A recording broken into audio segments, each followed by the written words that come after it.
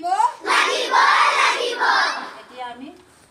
জুবিন দাৰ শ্ৰদ্ধাঞ্জলি অনুষ্ঠানত তেওঁ যিটো মৰমৰ গীত মায়াবিনী গানটো আমি সকলোৱে এতিয়া আমি সমস্তই তেওঁ গানটো গাবলৈ আমি আগবাঢ়ি যাম অবিনাশ আৰম্ভ কৰ মায়াবিনী ৰাতিৰ বুকুত দেখা